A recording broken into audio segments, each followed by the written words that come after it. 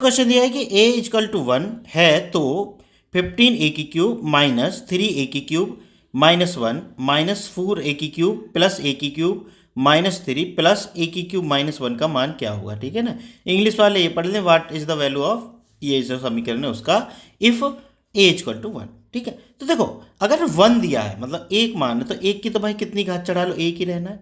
समझ गए बच्चों। अब मान लो 3 चढ़ी हो, 300 चढ़ी हो, 3000 चढ़ी हो, उससे मतलब नहीं है, एक ही रहना है। और 15 में एक की गुणा करेंगे तो कितना हो जाएगा, 15 ही आ जाएगा। चलो मैं एक स्टेप लिख देता हूँ, एग्जाम में आपको ऐसे ही करना है, एक रख दो बस यहाँ। ठीक है ना, माइनस 3 गुना एक यहाँ भी कर दो। ठीक है, माइनस, वैसे तो एक की गुना करो भाई 3 ही रहना है, लेकिन चलो एक स्टेप तो कम से कम मैं लिख देता हूँ। मान लो मैं यहाँ 1 की भी 3 भी लिखूँ, मान लो मैंने यहाँ, चलो लिख देता हूँ मैं 3 लिख देता हूँ, इसकी भी 3 लिख देता हूँ, तो इसका कोई लॉजिक नहीं है लिखने का, लेकिन चलो एक स्टेप लिख रहे हैं तो लिख देते हैं हम। तो ये 1 हो गया, 1 की पावर 3 माइनस 3।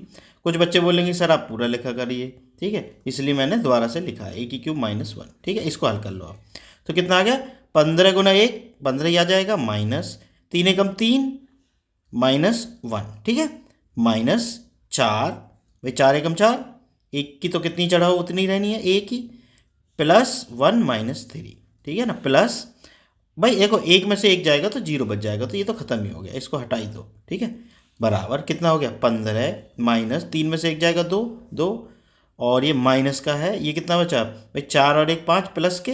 ठीक है बच्चों, और 5 में से 3 जाएंगे तो कितने बचेंगे, 2, तो हम 2 लिख देते हैं यहाँ। तो 2 और 2 4 हो गए, यानी 15 में से 4 जाएंगे तो कितने बचेंगे, 11। देखो 11 कहीं ऑप्शन में है, ये रहा। ठीक बच्चों, बात समझ में आ गई ना। और देखो क्या है कि आप अगर 1 दिया है ना तो केवल डायरेक्ट ऐसे भी लिख सकते थे, 15 माइनस 3 माइनस 1। ठीक है ना, माइनस कितना भाई, 4 और 1 तो ये 5 ही हो जाते है ना, 5 1 की क्यूब, तो 5 माइनस 3, और ये भाई एक में से एक जाएगा जीरो, इसको लिखते ही नहीं।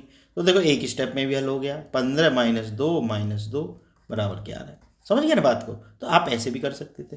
और बच्चों मैं ये बता रहा हूँ कि मैं अभी अलजेब्रा बेसिक से और बताऊंगा, क्योंकि मैंने देखा है कि किसी ने बेसिक से बता ही नहीं रखा है। बेसिक मतलब ऐसे कि ए गुना ए करे तो कितना आएगा, ए स्क्वायर, इस से मैं शुरू करूंगा, मतलब बिल्कुल जीरो से, और लास्ट तक अलजेब्रा का कोई भी क्वेश्चन हो, चाहे रेलवे में आए हो चाहे एसएससी में आए हो, सबको सॉल्व करवाऊंगा। टफ से टफ, आसान से आसान, हर क्वेश्चन आपको मैं यूट्यूब चैनल पे अपने पे दूंगा।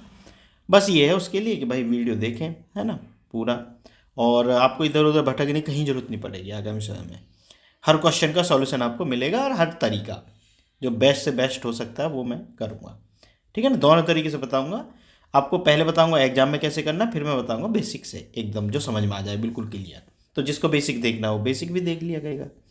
ठीक बच्चों, बात समझ गया ना। अगर वीडियो पसंद आई हो तो चैनल को सब्सक्राइब जरूर कर लेना। मिलते हैं फिर नेक्स्ट वीडियो में।